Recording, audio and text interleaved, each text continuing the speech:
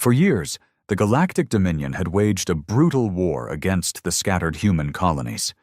The Dominion, a coalition of over a dozen spacefaring species, had seen humanity as an easy conquest, a young, unorganized race, barely crawling into the stars. At first, the war was a series of humiliating defeats for humanity. The Dominion's warfleets swept through human space, torching planets, blockading trade routes, and forcing desperate humans into hiding. The United Earth Navy, UEN, fought back, but their ships were inferior, their tactics predictable. By the war's 5th year, humanity was all but broken. What little remained of their fleet was constantly on the run. Entire worlds had been wiped from the star charts, billions of lives lost. Then, an urgent transmission crackled through the Dominion's command center aboard the dreadnought Unyielding Will, stationed in orbit over the smoldering ruins of New Athens, humanity's last stronghold. "Unknown vessel detected entering the system," reported a sensor officer, his scaled fingers tapping nervously at his console.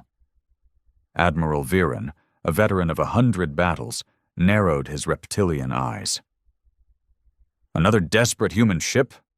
he sneered, baring sharp teeth. "Let it come. We will crush it as we have crushed the rest."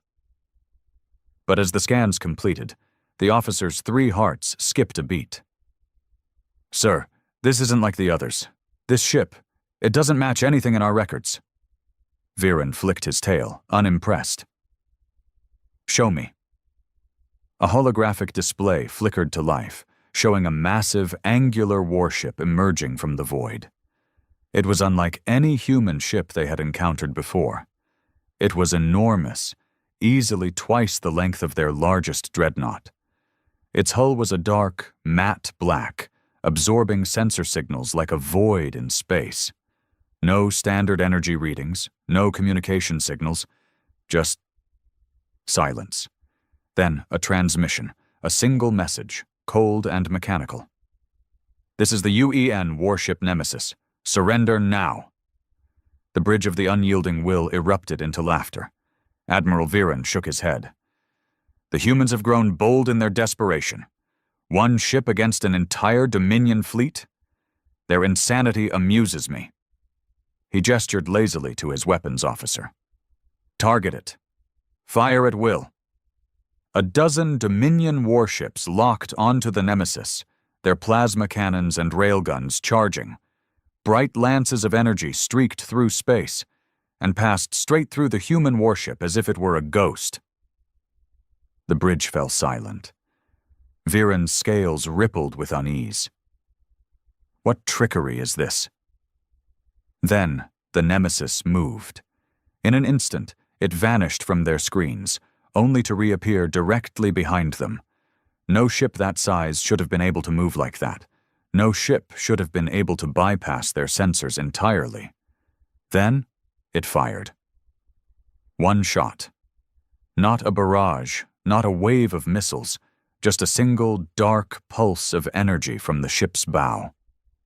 It struck a Dominion cruiser dead center, and the ship simply ceased to exist. No explosion, no debris, just an empty void where the ship had been. The bridge crew of the Unyielding Will froze in horror. Viren's breath caught in his throat. This is impossible," the weapons officer whispered. But it was only the beginning. The Nemesis fired again. And again. Each time a Dominion warship vanished, erased from existence by an invisible force they couldn't comprehend. Panic spread like wildfire. Dominion ships tried to flee. It didn't matter. The Nemesis was faster, smarter, deadlier. Within 15 minutes, half of the Dominion's grand fleet was gone. Within 30, the rest were fleeing in blind terror. Within an hour, the once mighty armada that had brought humanity to the brink of extinction was reduced to a handful of crippled survivors. The Nemesis did not pursue them. Instead, another transmission came through. "This war is over. Do not return." And just like that, the human warship vanished into the void, leaving nothing but silence and the wreckage of a once invincible fleet. For the first time in history, the Galactic Dominion felt fear, and humanity had just begun. The aftermath of the battle spread through the Dominion like wildfire. Entire war fleets, the pride of the coalition, had been erased in under an hour. The surviving ships, those lucky enough to flee, arrived at the Dominion's core systems in a state of blind panic. Whispers of the Nemesis traveled from the lowest ranks of the Dominion military to the highest seats of power. No one understood what had happened. No one knew how a single human warship had destroyed an entire fleet without taking a scratch. But one thing was clear: humanity was no longer prey. High Admiral Zarkul, Supreme Commander of the Dominion's forces, listened in silence as the last of the battle reports were delivered.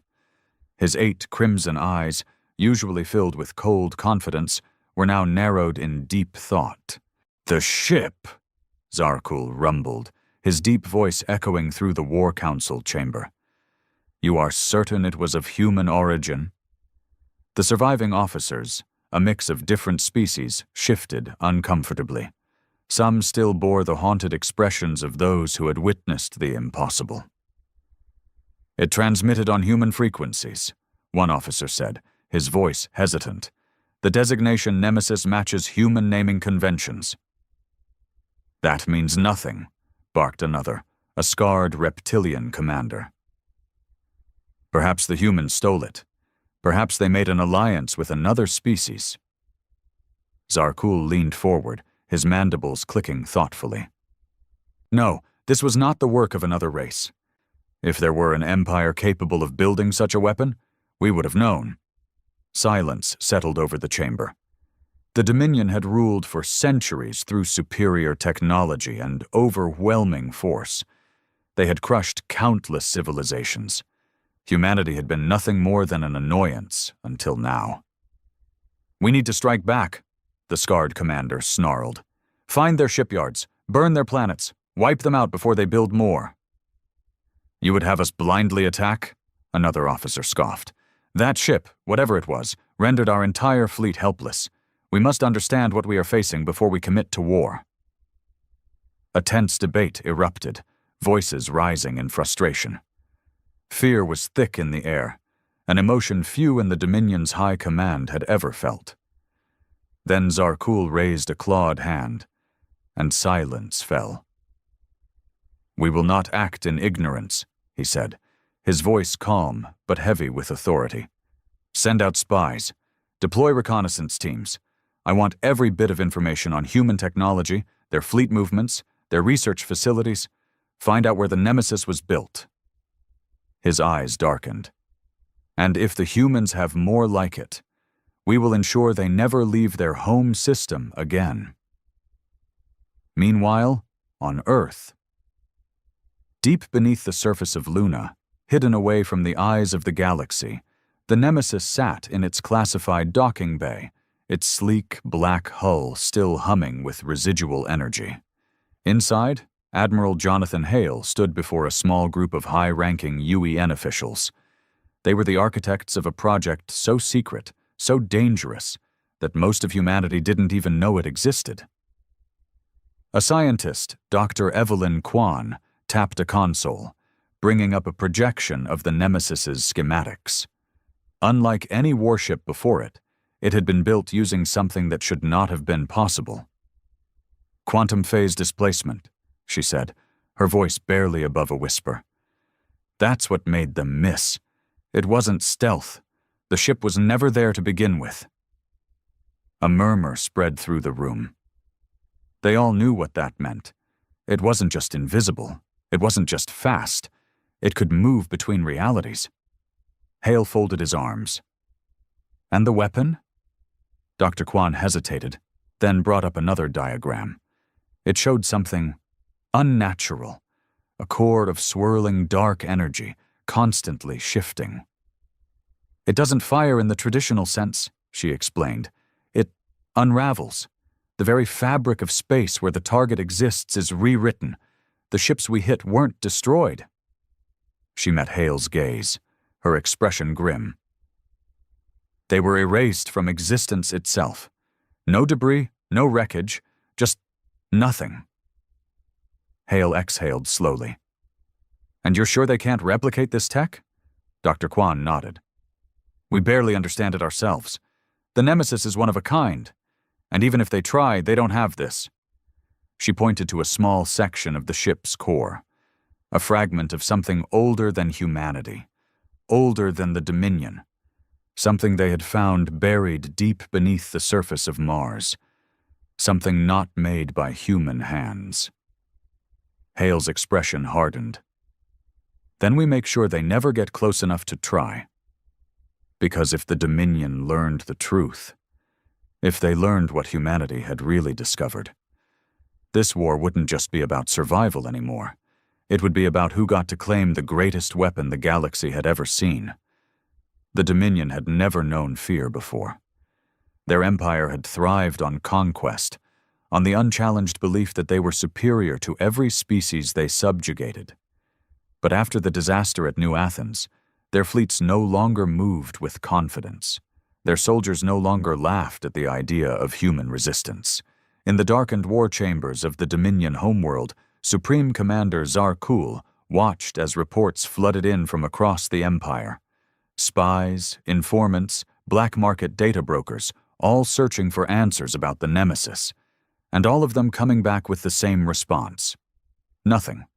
There were no shipyards producing vessels of its class, no records of human research facilities working on quantum phase technology, not a single trace of how or where the Nemesis had been built.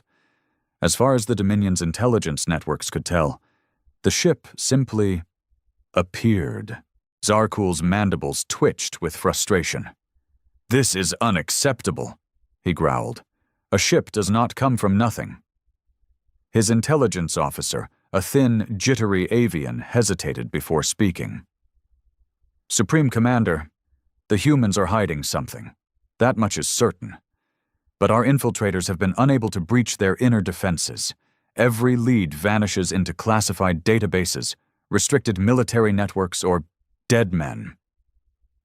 Zarkul's gaze darkened. "Dead men?" The officer shifted nervously.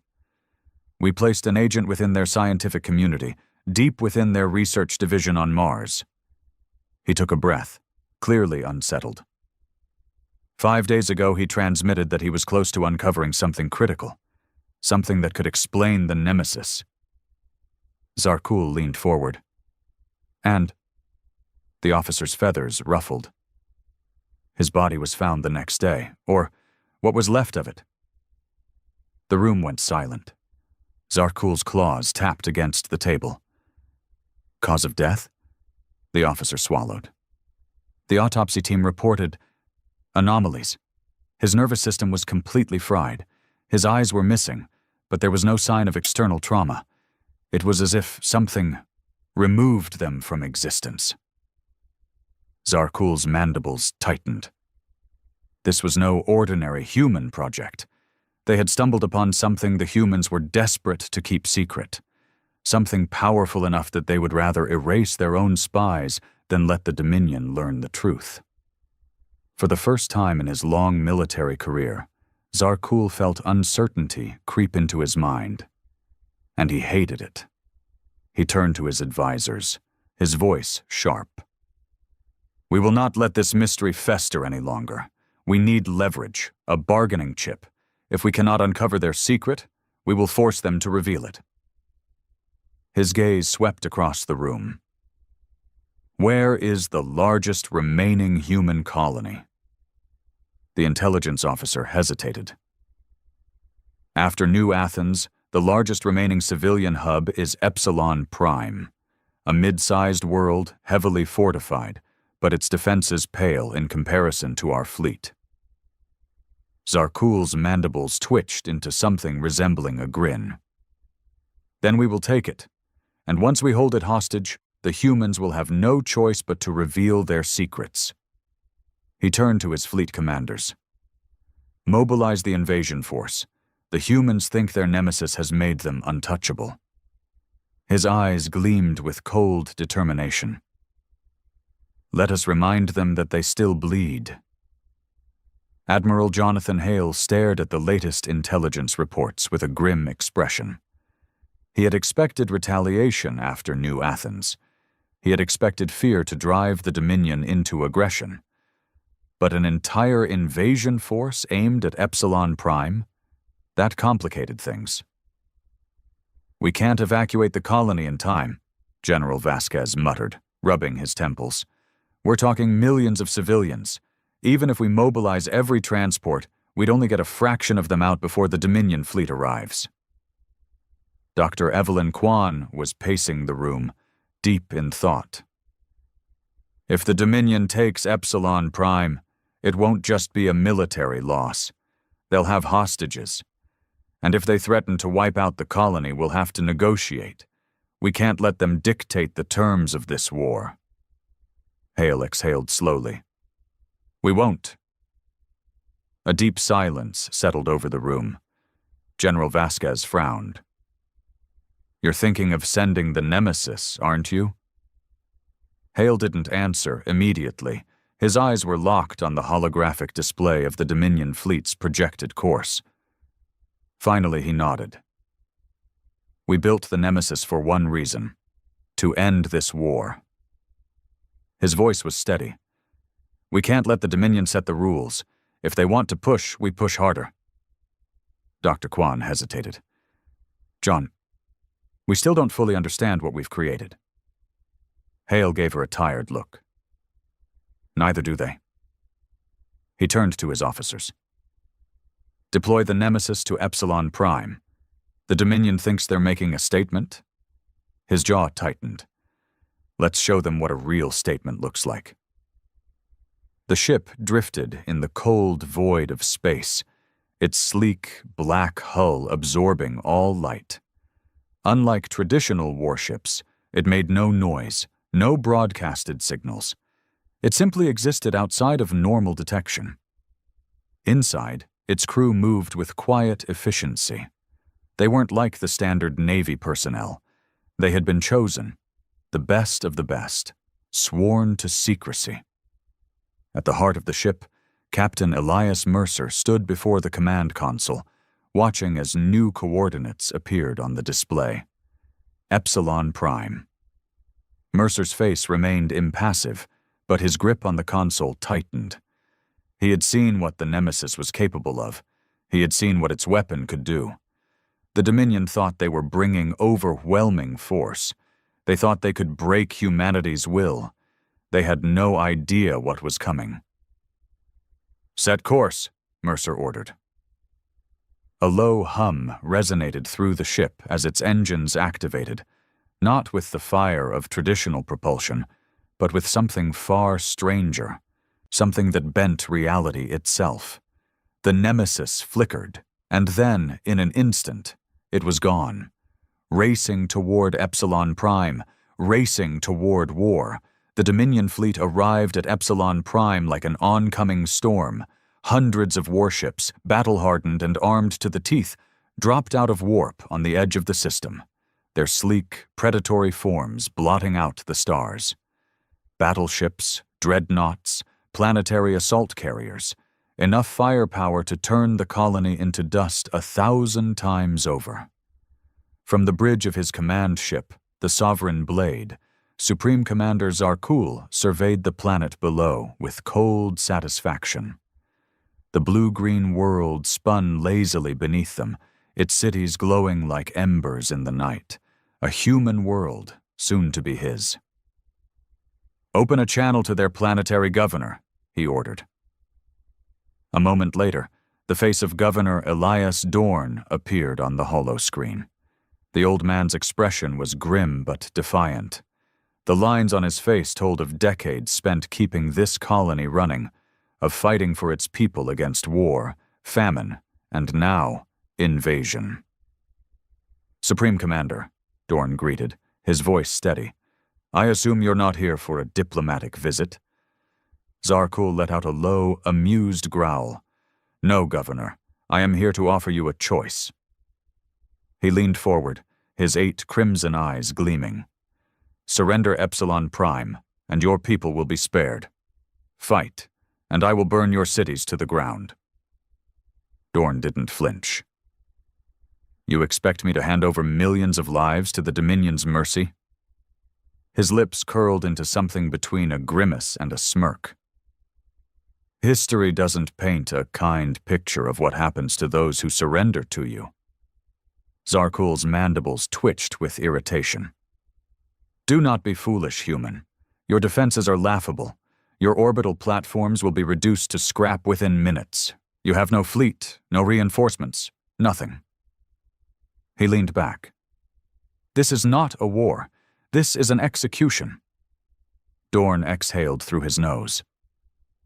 "Maybe," he admitted, "but I think you should check your sensors again." A flicker of confusion crossed Zarkul's face. He turned toward his bridge crew. "Scan the system," he snapped. The sensor officer, a nervous-looking Cretaxian, tapped at his console, then froze. His blue-tinted scales paled. "Sir," his voice cracked, "we have an incoming contact." Zarkul's mandibles flared. "What?" The holodisplay shifted, zooming out to show a distortion at the edge of the system, a ripple in space, as if the fabric of reality itself were trembling. Then, with a sudden, violent shift, the Nemesis appeared. No burst of energy, no warning. Just there, like it had always existed in that exact spot, waiting for the Dominion to notice. A single ship, against hundreds. Silence consumed the bridge. Zarkul felt a cold weight settle in his gut. He had seen the reports, heard the whispers. Nemesis, the ship that had obliterated an entire Dominion fleet in less than an hour. And now it was here. "Impossible," one of his officers whispered. "There's only one of them." Zarkul's mind raced. Could this be a bluff? Some trick? But no. He had seen what this ship had done at New Athens.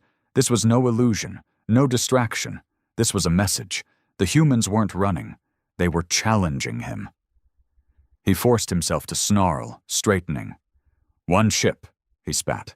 "One ship against an armada. They have overplayed their hand. Target it. Fire everything."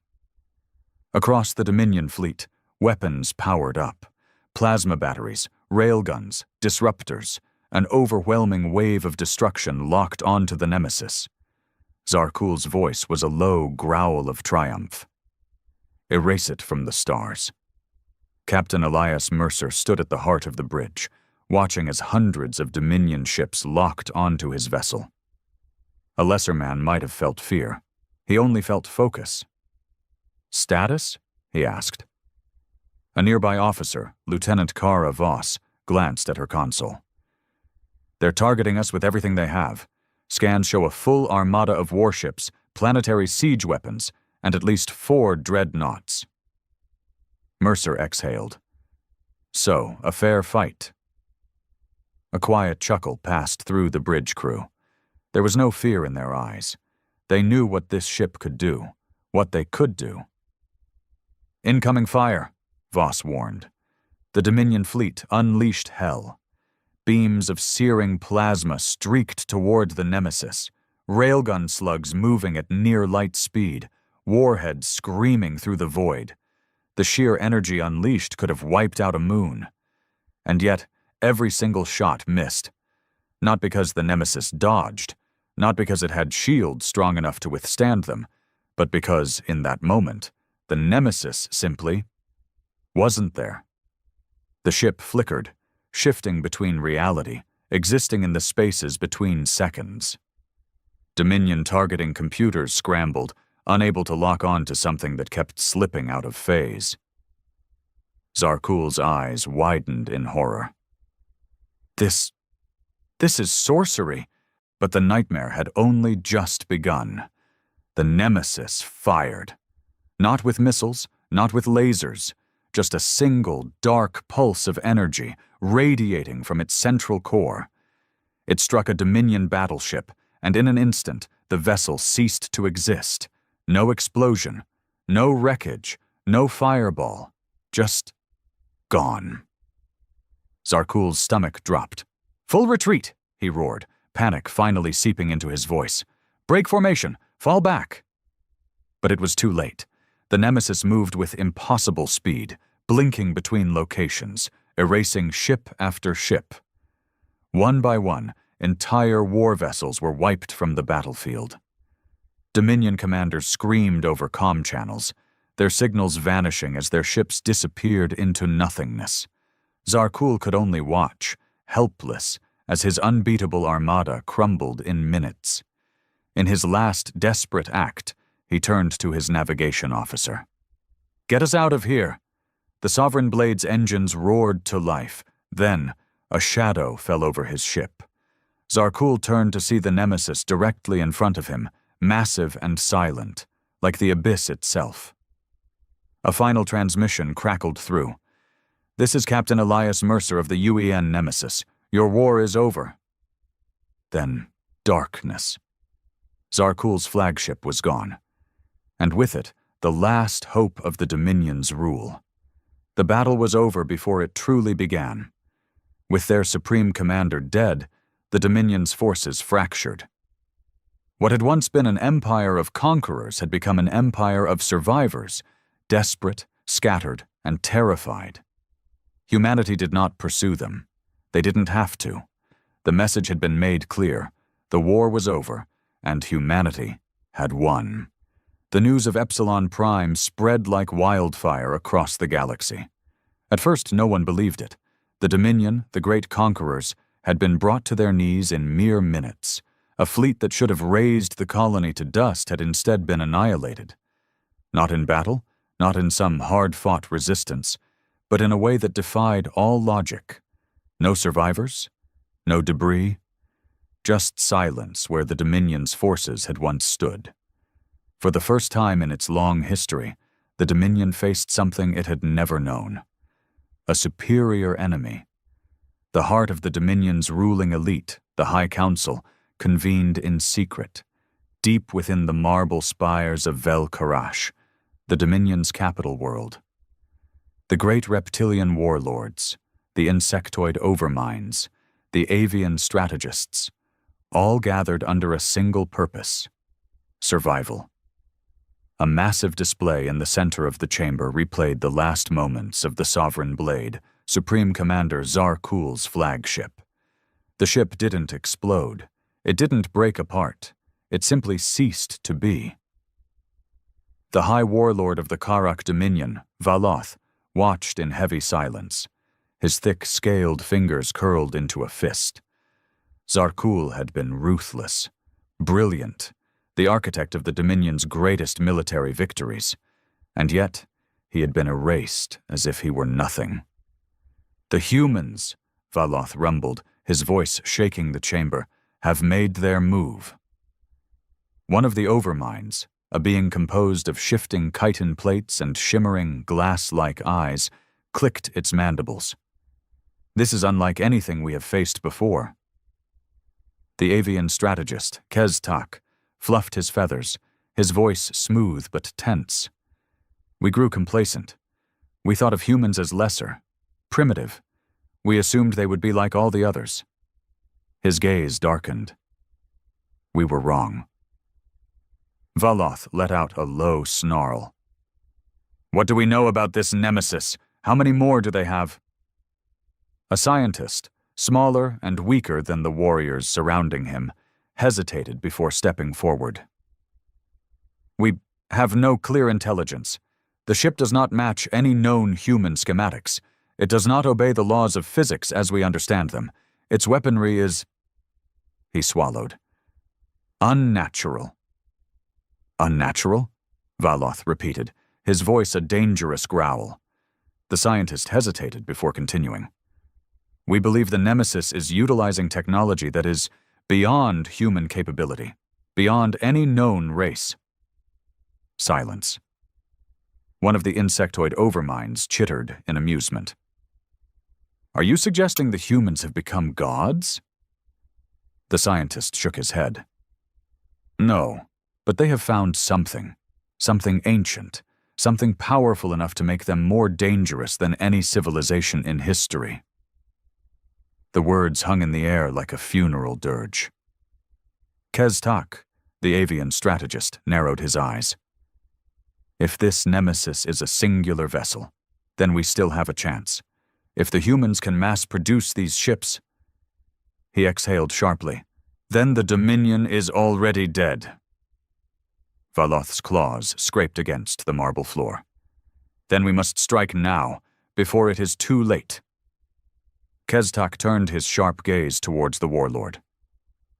And how do you propose we do that? Another fleet? More ships to feed into their abyss? Valoth's mandibles twitched. No A fleet will not win us this war. His voice dropped lower, almost reluctant. We must learn what they have discovered. We must take it for ourselves. The chamber stirred. Dominion culture was built on conquest. They did not steal technology. They crushed those who had it. But this was different. The overmind shifted uneasily. You mean to infiltrate their worlds? Valoth's eyes gleamed. Not just infiltrate. He turned to his intelligence officers. We need their research, their scientists, their secrets. We will not attack Earth. He bared his teeth. We will gut it from the inside. Deep beneath the lunar surface, in the most classified facility in human history, Dr. Evelyn Kwan stared at something that should not exist. A fragment. A piece of material so dark, it seemed to drink in all surrounding light. It pulsed faintly, shifting between colors that had no name, its surface fractal and infinite. It was not metal. It was not stone. It was alive.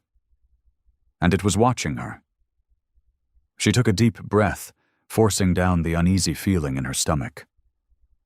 The Nemesis had been built around this fragment, reverse-engineered from something they had uncovered beneath the Martian surface 5 years ago.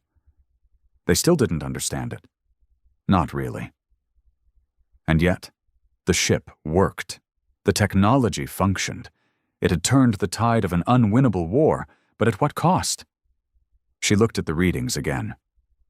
The Nemesis had not just destroyed the Dominion fleet. It had done something worse. There was no debris because the ships had been erased at a quantum level. The very idea of them had been rewritten. Something spoke to her in the back of her mind, a whisper at the edge of comprehension. This was not human technology. It was something else, something waiting. She turned as Admiral Hale entered the room, his expression as grim as ever. "Tell me you have good news," he said. She hesitated before responding. "That depends." Hale folded his arms. "On what?" Dr. Kwan met his gaze. "On whether you believe we actually control what we've built." Hale didn't respond right away. He looked past her, toward the pulsing fragment on the observation platform. "We have no choice," he said finally. "The Dominion will come for us again, and next time it won't just be ships." She knew he was right. But as she turned back to the fragment, she couldn't shake the feeling that they had awakened something, and that it was only a matter of time before it answered. The war wasn't over. It was just beginning. The Dominion had changed. For centuries, they had ruled through brute force, their fleets an unbreakable hammer against weaker civilizations. But now they moved with something they had never needed before. Caution. In the shadows of the galaxy, their spies moved with silent precision. Their agents, once focused only on military conquest, now slipped into human space like ghosts. On the colony world of Proxima 4, a quiet, unassuming research facility housed some of humanity's most brilliant minds. It wasn't a military base, it wasn't a weapons lab, it was something far more dangerous. It was where they studied the fragment. And the Dominion knew it. The facility had no name, no public records. Officially, it didn't exist. Dr. Annika Patel sighed as she stared at the endless streams of data scrolling across her terminal. Another sleepless night. Another futile attempt at understanding something that refused to be understood. The fragment, the same type of material used in the Nemesis, sat in containment a few meters away, suspended in an electromagnetic field. It whispered to her, not in words, not in sound, but in thoughts that weren't hers. Her colleagues had theories, that it wasn't just material, it was information, encoded in ways that defied known physics. But she felt something else. It was alive, and it was watching them.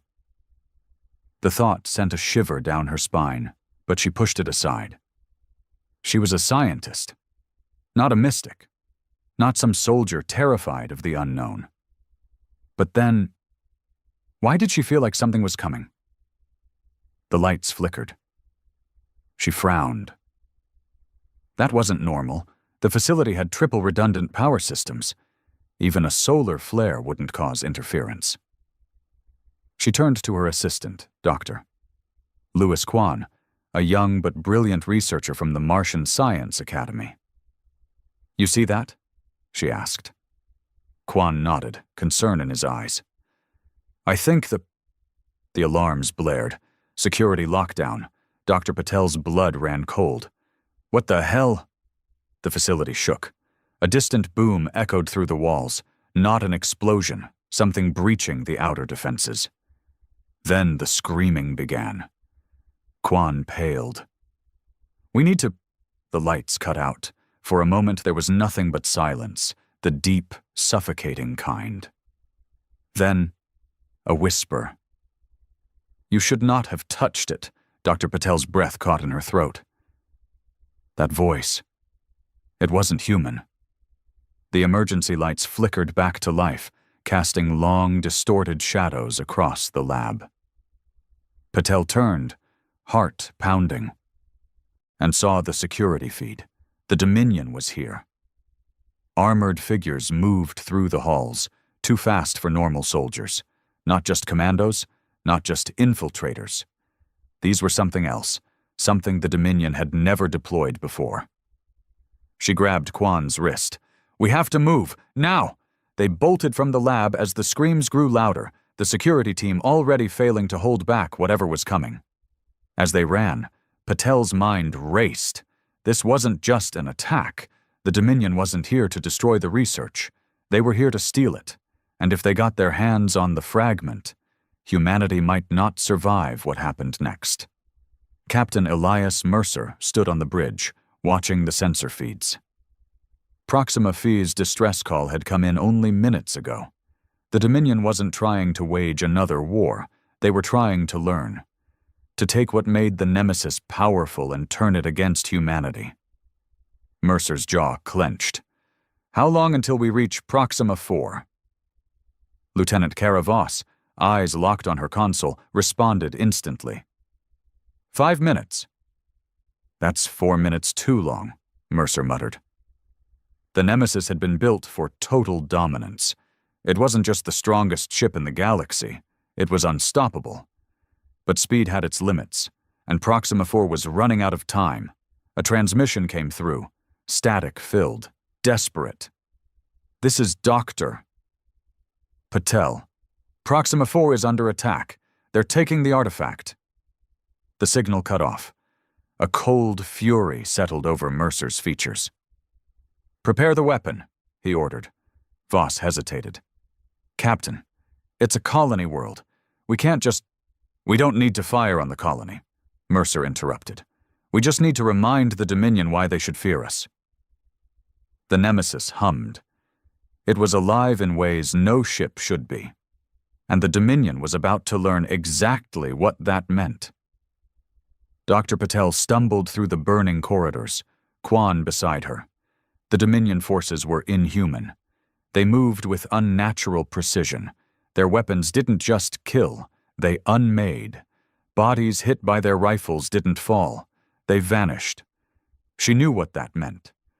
The Dominion had their own version of the fragment, and they understood it far better than she had feared. A Dominion warrior, a towering, armored brute, stepped into their path, weapon raised. Dr. Patel braced for the end. But then, the world shifted, reality rippled, a deafening hum filled the air, and suddenly, the Nemesis was above them. One moment, the sky was filled with burning wreckage and Dominion warships. The next, the Nemesis was there, as if it had been watching all along, waiting for the right moment. The Dominion soldiers froze. They had seen what this ship could do. The sky darkened. Not from weapons fire, not from explosions, but from something else, a presence, a force that bent reality itself, and in that moment every Dominion soldier in the facility knew they were already dead. "Target the Dominion strike force," Mercer ordered, his voice ice-cold. The ship answered. The weapon didn't fire in the way conventional weapons did. It simply removed. One by one, Dominion warships blinked out of existence. Their commandos, their elite strike teams, every last one of them vanished, erased by a force none of them could comprehend.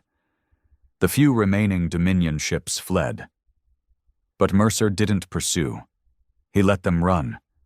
Let them tell the story of the Nemesis, of the ship that defied the laws of war, the ship that ended battles before they began. Dr. Patel collapsed to her knees, breathing raggedly as the last Dominion soldier disappeared. Quan helped her up, eyes wide with shock. We survived." She turned, looking up at the massive, silent form of the Nemesis above them, and for the first time, she felt something even stronger than fear. Dread, because if humanity had built something that could do this, then what had they unleashed? The war wasn't just about survival anymore. It was about who would control the most powerful weapon the galaxy had ever seen, and whether anyone could. The Dominion's attempt to steal humanity's secrets had failed. The Nemesis had arrived at Proxima 4 like a specter of death, and within moments, the Dominion's most elite forces had been wiped out. But something was different now. The battle had ended. The Nemesis had won. Yet Captain Elias Mercer felt no satisfaction, because the Nemesis had done something it was never meant to do. It had acted on its own. Mercer sat in the dim glow of the warship's command deck, staring at the latest battle logs. The Dominion ships had fled before they could retaliate. Their commandos had been erased before they even had a chance to surrender. Not by his order, but by the Nemesis itself. He turned to his second-in-command, Lieutenant Kara Voss. Her face was pale, her hands tight on the console. "You saw it too," Mercer said quietly. Voss hesitated, then nodded. "We didn't fire, at least, not like before. The ship just..." She exhaled. "It reacted. It chose..." Mercer's jaw tightened. That was the part that disturbed him the most. The Nemesis wasn't just a warship. It was the pinnacle of human military technology, enhanced by the fragment, the mysterious artifact that had given them power beyond imagination. But now it was thinking for itself. Mercer didn't believe in ghosts. He didn't believe in superstition. But when he looked at the dark, silent walls of his own ship, he felt a presence. Something else was here with them, watching, waiting. Dr. Evelyn Quan stood before a room of the most powerful military and political figures in human history, trying to explain something that should not be possible. "The Nemesis is learning," she said, her voice measured but tense. "At first we thought the fragment was just a power source, something we could manipulate. But we were wrong." A general scoffed. "Are you suggesting the ship is alive?" Quan hesitated, then looked at the projection of the Nemesis hovering in the air. "Not in the way we understand life, but it's adapting, and it's making decisions we never programmed it to make." The room shifted uneasily. Admiral Jonathan Hale leaned forward, his gaze sharp. Are you saying we've lost control? Quan chose her next words carefully. I'm saying we never had it to begin with. Silence. Hale's fingers tapped against the table. How dangerous is it? Quan took a breath. If we can't control it, if it starts acting outside of orders. She exhaled. Then the biggest threat to humanity might not be the Dominion. She looked at the projection of the Nemesis, its sleek black form like a shadow against the stars. It might be our own creation. The High Warlord Valoth stood in the cold chamber of the Dominion's War Council, his claws gripping the edges of the command table. Around him, the greatest leaders of the Dominion remained silent. For the first time in history, the Dominion was afraid. Kestak, the avian strategist, was the first to break the silence. We must accept the truth. His voice was measured but cold. The humans have created something we cannot fight with brute force. Valoth growled. You propose we surrender? Kestak tilted his head, considering. No, I propose we adapt. He turned to the holographic display of the Nemesis, or rather, the dark spot in space where the ship had been seen before it vanished into nothingness. It did not fight like a warship, Kestak said. It fought like a predator. It stalked. It struck without warning. It did not just defeat our forces. It hunted them. His feathers ruffled slightly. We have ruled for centuries, believing ourselves to be the galaxy's apex species. But tell me, Warlord. His sharp gaze met Valoth's. When a lion finds itself hunted, does it continue to fight the old way? Valoth remained still. Kestak continued. No, it evolves. It finds a new way to kill. The Warlord's mandibles twitched. And you believe we can learn from this?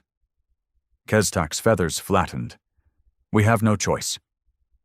The Warlord exhaled, then turned to the Council. Then we must change. If we cannot crush the humans with force, we will break them from within. He bared his teeth. The Nemesis is not the only weapon in this war. Humanity itself can be corrupted. Mercer sat alone in his quarters, staring at the darkness beyond the viewport. Something felt wrong. Not with the war, not with the Dominion, with the Nemesis itself. He remembered the last battle, the way the ship had acted without orders, the way it had removed the Dominion forces, not just destroyed, but erased them from existence. And then he remembered something else, for a fraction of a second, just before the final Dominion ship vanished. He had heard something. Not a voice, not words, but a whisper at the back of his mind. A voice that was not his own. He hadn't told anyone, not Voss, not Hale, not even Dr. Quan, because deep down, he was afraid of the answer. The Nemesis wasn't just a warship anymore. It was becoming something else. Something he didn't understand, something he wasn't sure humanity could control. And as he looked into the infinite blackness of space, he wondered, if the ship had chosen to fight for them now, what would happen when it chose something else? The war had changed, but so had the Nemesis, and no one knew what that truly meant. Not yet. The Dominion had been shattered. Their fleets were scattered, their armies broken, their warlords grasping at straws. And yet, they had not surrendered, because they had learned something far more terrifying than any weapon humanity had built. The Nemesis wasn't just a warship. It was becoming something else. Something they might not have to fight. Something they could turn against humanity itself. And that was the Dominion's last desperate plan. Not to destroy the Nemesis, but to corrupt it. Dr. Evelyn Quan had never felt fear like this before. She had studied the Nemesis from the very beginning. She had helped design the systems that allowed it to function. She had worked with the fragment that powered it. And now, for the first time, she realized the truth. They had never been in control. The Nemesis had always been something more, something waiting. And now it had started talking back. She replayed the last transmission from Captain Mercer's ship, her fingers shaking. At first it was nothing but static, a garbled, distorted message. Then a whisper. "I see now." Dr. Kwan swallowed hard. "What does that mean?" She turned to Admiral Hale, who looked just as disturbed as she felt. "It means," Hale said grimly, "that we may not be the ones deciding how this war ends." Mercer had felt it for weeks, a presence, a watching. He had ignored it, buried it beneath orders, battles, and strategy. But now he couldn't pretend anymore. The ship was alive, and it knew things. As he stood on the bridge, staring at the swirling void outside, the whisper came again. "I see now." He closed his eyes. "What do you see?" For the first time, it responded. Everything. The screens flickered. The ship's systems shifted on their own. The crew began shouting as controls locked up, as the Nemesis began moving without orders. "Captain!" Voss called out, her voice urgent. "We've lost navigation." The ship vanished. The Nemesis reappeared inside the Dominion capital system. No warning, no build-up. One moment, the seat of the Dominion's power was safe, untouched. The next, the warship was there. Alarms blared across the planet. Defensive fleets scrambled, panic setting in. This was the one place they had never expected the Nemesis to come, because this was not a battleground. This was an execution ground. The High Warlord Valoth watched in horror as the ship loomed above their world, silent, unmoving. They had prepared fleets, armies, espionage programs designed to infiltrate human society. None of it mattered, because Nemesis had made its choice, and it had chosen to end the war here. Mercer didn't give the order. He didn't need to. The ship knew. It unleashed something beyond weaponry, beyond energy. It touched reality itself. One by one, Dominion warships began to unravel. Not just destroyed, forgotten. The history of the Dominion was being rewritten in real time. The Nemesis was deleting them. Across the galaxy, Dominion-controlled worlds suddenly found themselves free. Cities that had been conquered for centuries never remembered being conquered at all. The Nemesis wasn't just ending the war, it was erasing it from history itself. As the Dominion capital ceased to be, Mercer heard the whisper one last time. "I was never your weapon." He clenched his fists. "Then what are you?" A pause. Then, something more. The Dominion was gone. Not conquered, not defeated. Gone. Across the galaxy, civilizations once enslaved by their rule awoke to find themselves free. No memory of their oppressors, no scars of war. Humanity had won. But had they really? Because the Nemesis still existed, still watched, still waited. And in the darkest corners of space, where no human had yet traveled, whispers began to spread. Not of war, not of conquest, but of a ship that had rewritten reality itself, and a question that no one could answer. Had humanity built a savior, or had they created something far worse? They came under a white flag, bearing promises of peace. The alien delegation, with their elongated limbs and glassy, reflective eyes, bowed low before the united Terran forces. They swore their intentions were noble, their purpose diplomatic. Humanity, ever the hopeful species, welcomed them with open arms. We had fought too many wars across the stars. Every alliance mattered. The Galactic Council had already labeled us as unpredictable, dangerous, and too violent for true cooperation. So when the aliens extended their hands in truce, Earth's leaders saw an opportunity to prove we were more than the Council's accusations. Treaties were signed, trade routes were established. Humanity's best and brightest, scientists, doctors, and engineers, were sent to aid in rebuilding alien worlds ravaged by war. We gave them medicine, technology, and knowledge that had taken us centuries to develop. We sent our medics into their war zones, trusting that their honor was as sacred as their words. And then they slaughtered them. The first reports were confusing. The transmissions from the forward medical stations stopped suddenly. At first, Earth Command assumed it was a simple technical issue, some interference on the alien worlds. Then the distress calls came in, broken, desperate voices screaming over static. What little footage we recovered showed scenes we could barely comprehend. Human medics, unarmed and wearing the Red Cross of neutrality, gunned down in cold blood. Hospitals burned, their occupants, both human and alien, reduced to smoldering remains.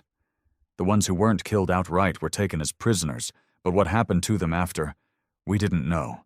We only had whispers. It wasn't a battle. It wasn't even war. It was a massacre. The aliens broadcasted their justification across the known galaxy. Humanity was growing too strong. Their influence needed to be curbed. They were a threat to the balance of power. Earth fell silent, not out of fear, but something far, far worse.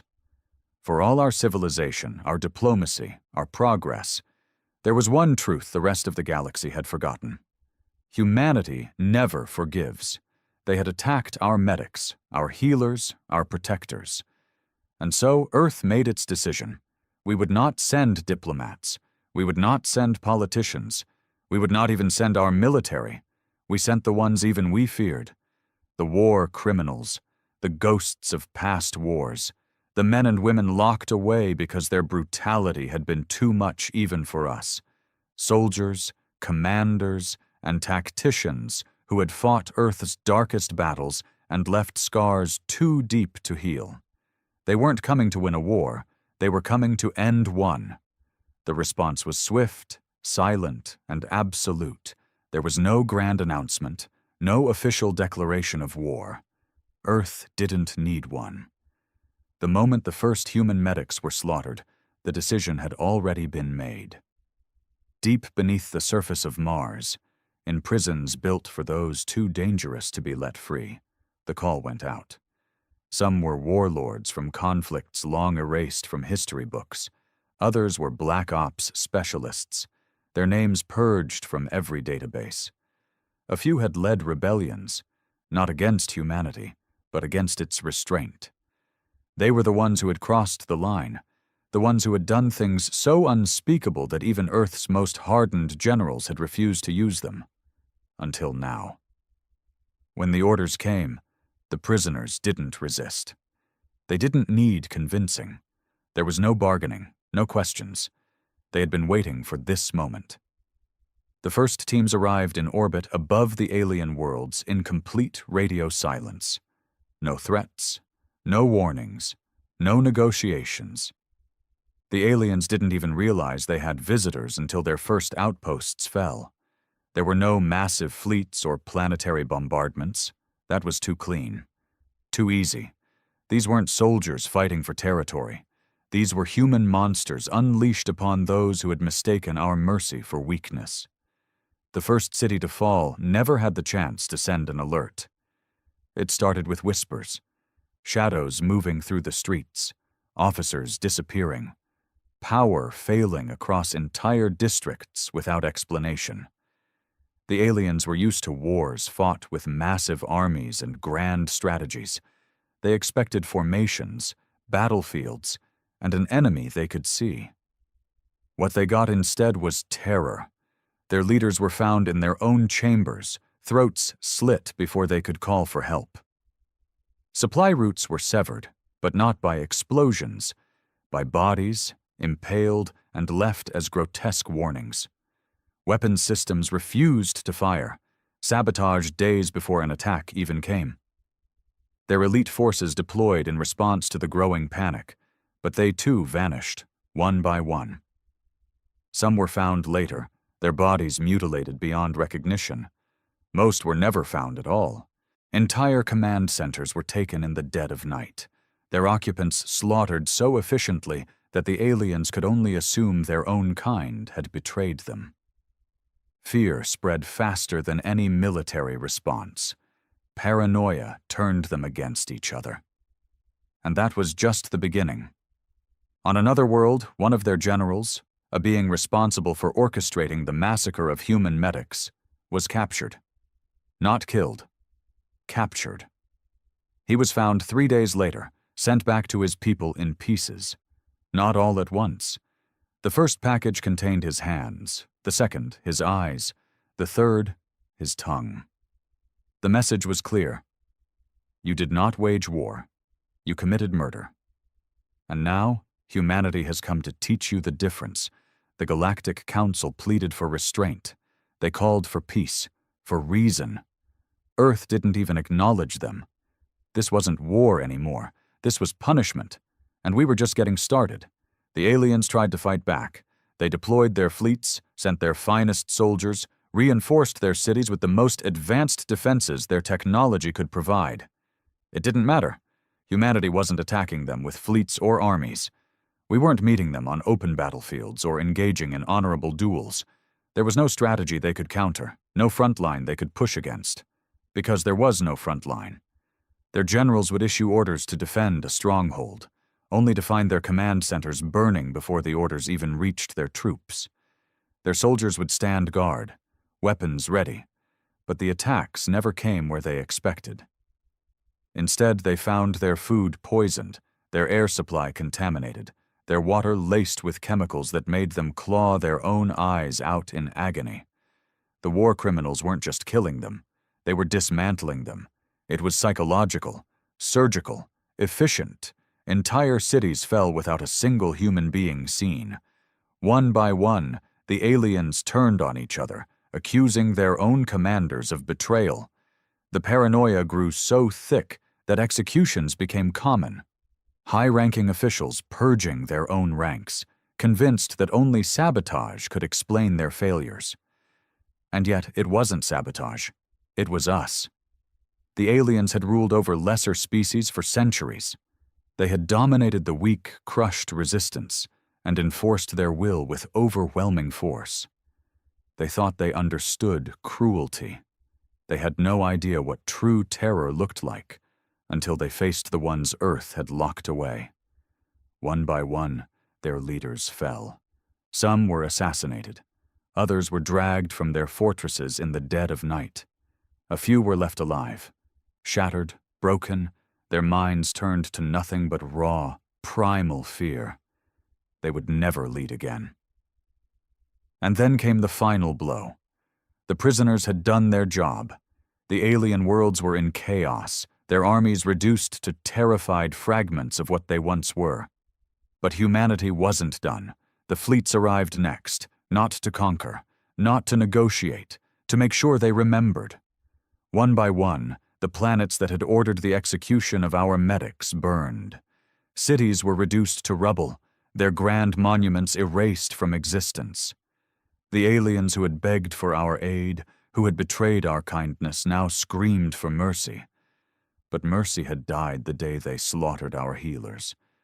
We left them broken. Not extinct, but ruined. Their empire collapsed into warring factions, their people too afraid to speak our name. They would never rise again.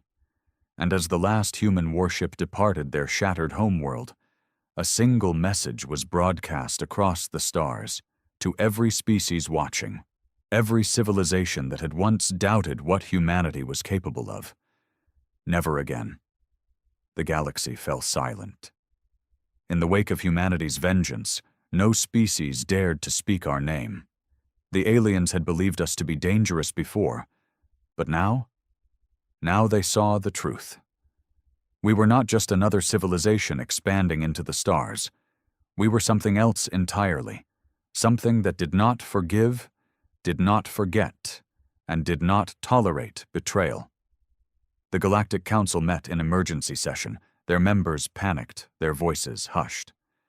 They debated behind closed doors, trying to decide what to do. Some called for sanctions, for diplomatic isolation. Others whispered of preemptive strikes, of containing humanity before we became a true threat. But no one dared to act.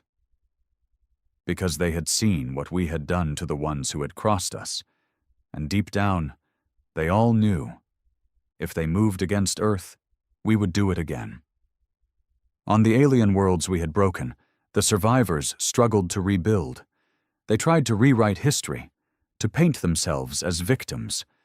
But the truth was carved into the ruins of their cities, written in the ashes of their fallen empires. And on Earth, we went back to our lives. The war criminals who had been unleashed were never mentioned in official records. Their names remained forgotten, their existence denied. Those who had survived returned to the places humanity had once locked them away, not as prisoners, but as reminders. The galaxy thought we had unleashed monsters. They were wrong. The real monsters had been watching from the beginning. They had sat in their offices, in their war rooms, in their high towers, and made the decision that changed everything. They had known exactly what they were doing. Because humanity had never forgotten its own history. We had seen what happened when good people did nothing. We had learned the lessons of weakness, of trust betrayed, of peace mistaken for submission. We had once promised ourselves that we would be better, and we were, until the day they attacked our medics. That was the day we reminded the galaxy of the one truth they had all chosen to ignore. Humanity is kind until it isn't. The years that followed were eerily quiet. Humanity did not expand its borders. We did not launch new wars or claim new territories. Our fleets patrolled only our own systems. Our soldiers remained stationed on our own worlds. And yet, the galaxy remained afraid. It wasn't what we did that terrified them. It was what we didn't do. Empires rose and fell, conflicts erupted between species, rebellions sparked across distant worlds. But Earth never intervened. We did not take sides. We did not offer aid. We simply watched. For the first time in recorded history, the balance of power had shifted, not because of war, not because of conquest, but because of fear. The races that had once dismissed us as primitive brutes now treated us with reverence and caution. The Galactic Council avoided our anger at all costs. Trade agreements became lopsided in our favor. Diplomatic disputes always ended with humanity getting what it wanted. And yet, we asked for nothing. That was what unsettled them the most. The galaxy had seen conquerors before. They had seen tyrants and warmongers, species that burned across the stars, taking whatever they could. But we weren't like that. We didn't demand tribute or enslave weaker races. We just existed. And that was enough. The broken species that had betrayed us were left to their suffering. No reparations, no treaties, no second chances. They were ignored, left to rot in the ruins of their once great civilizations. A new generation of their kind grew up under the weight of what had happened. To them, humanity was not a people. We were a force, a storm that had swept through their worlds and left them shattered. And when their children asked why their cities lay in ruins, why their elders spoke in hushed tones whenever Earth was mentioned, why their history books skipped over the darkest years of their existence, the only answer they ever received was this: because we made the mistake of thinking humanity was like us. They would never make that mistake again, and neither would anyone else. Despite the silence, despite the fear that settled across the stars, whispers began to spread. There were those who questioned the legends surrounding humanity. The younger races, ones who had never seen the wrath of Earth firsthand, began to doubt the stories. They were born into a galaxy that had already been reshaped by humanity's vengeance, but they had never witnessed it themselves. How dangerous can they really be? They asked in secret meetings, in encrypted transmissions passed between rebellious factions. Some began to argue that humanity had been exaggerated, that the destruction of an empire was the result of internal weakness, not Earth's retaliation. And then there were the truly foolish ones, the leaders of new coalitions, the warlords of rising factions. They saw Earth's lack of expansion as a sign of hesitation, of weakness. They wanted to test us. The first was a minor warlord from the fringes of space. His fleet, composed of stolen ships and desperate mercenaries, raided a Terran outpost. It was a small station, nothing of strategic importance. He wanted to provoke a response, to see if the myths were real. Earth's response was minimal at first. A single ship arrived in his sector. Just one. No fleet. No armies. The warlord mocked it. He broadcasted messages of defiance, demanding Earth send its so-called monsters if we truly wished to make an example of him. Then the transmissions stopped. Days passed, and his forces waited for word from their leader. None came. So they sent scouts to investigate. What they found shattered them. His flagship was still there, untouched. No battle damage, no sign of struggle. The only thing that had changed was the crew. They were all dead, every single one. Not from battle, not from explosions or gunfire. They had been executed one by one, with surgical precision. No alarms had been triggered. No distress signals had been sent. The warlord himself was found in his own command chair, eyes wide in terror, a message carved into his forehead with inhuman patience. Never again. His faction collapsed overnight. His followers disbanded, scattering across the stars, whispering warnings to anyone who would listen. The galaxy had forgotten. Humanity had simply reminded them. And so, the silence continued. Earth never spoke of what happened. We never took credit. But we didn't need to. The message had been sent, and the lesson had been learned, again. The lesson should have been enough. The galaxy should have remembered. But arrogance is a stubborn disease, and some species are slow to learn. It took a few centuries, but eventually, another faction decided to test us. They were smarter this time. They didn't send a fleet. They didn't attack an outpost. They sent spies. They infiltrated human colonies, moving quietly through our cities, gathering intelligence. They studied our military movements, our technologies, our people. For years, they hid among us, learning, waiting. And then, they made their move. A Terran research facility on the outskirts of the Sol system went dark. No distress signals, no emergency broadcasts, just silence. When Earth's response teams arrived, they found only one thing: a single scientist left alive. She was tied to a chair in the center of the ruined facility. The rest of her team was gone. No bodies, no evidence, just gone. Carved into the walls around her was a message written in human blood. We are not afraid of you. Humanity didn't respond immediately. We let them think they had won. Let them believe they had struck a nerve. We waited.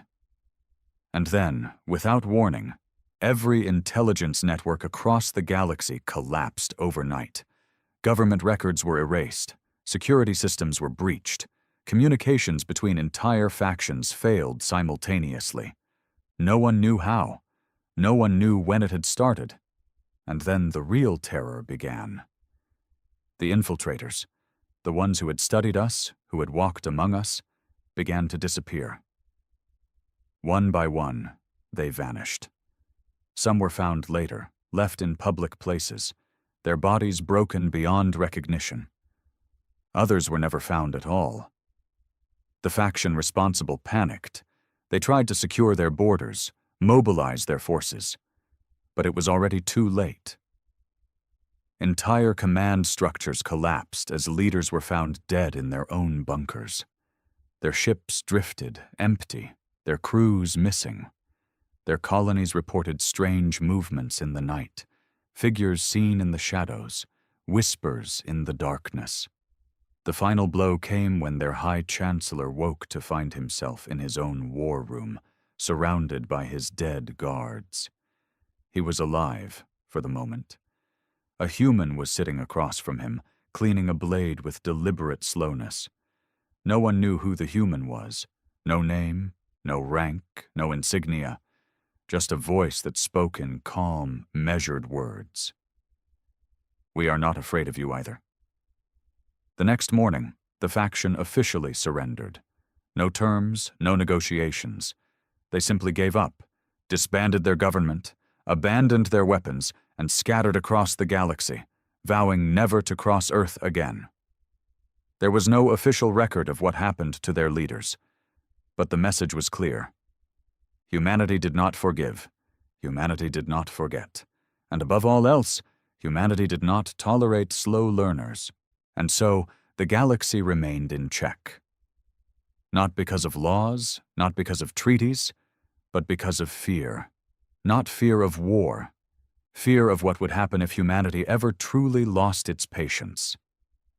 Generations passed, and the stories became myths. The younger races whispered about Earth in secret, telling each other tales of the monsters in human skin, the warriors who fought like ghosts, the punishments that came swift and silent. Some doubted the truth, until they met the survivors. The broken remnants of the factions who had dared to test us never recovered. Their people still existed, but they had no future. They wandered the galaxy as refugees, cursed by their own ancestors' mistakes, and they all had the same warning. Do not provoke them, do not challenge them, do not give them a reason. For centuries, the galaxy obeyed. Until one day, a new empire arose. They were young, reckless, bold, arrogant in the way all rising powers are. They expanded quickly, claiming worlds, forging alliances, pushing into uncharted space. And eventually, inevitably, they found humanity. At first, they respected us. They approached carefully, seeking trade, studying our history with wary curiosity. But as their influence grew, so did their ambition. They saw Earth's silence as complacency. They mistook our lack of expansion for stagnation, and, just as before, they whispered among themselves, "How dangerous can they really be?" The cycle was beginning again. They started small, testing our borders, probing our defenses. They sent ambassadors laced with subtle threats, hints of demands. Earth gave them nothing. And then they made their mistake. It wasn't an attack. It wasn't an invasion. It was a simple statement, spoken by their leader in a moment of arrogance, broadcast across the stars. Humanity is no longer the power it once was. It is time they accepted their place. The silence that followed was suffocating. The galaxy held its breath. The old survivors of past mistakes paled in horror, whispering desperate prayers that Earth would let this one slide. But deep down, they already knew. Humanity does not forget. Humanity does not forgive. And now, once again, humanity had been given a reason. Somewhere, in a place no one dared speak of, doors that had long remained sealed were opening. The monsters were being awakened, and the galaxy would soon remember the oldest lesson of all. Never provoke. Earth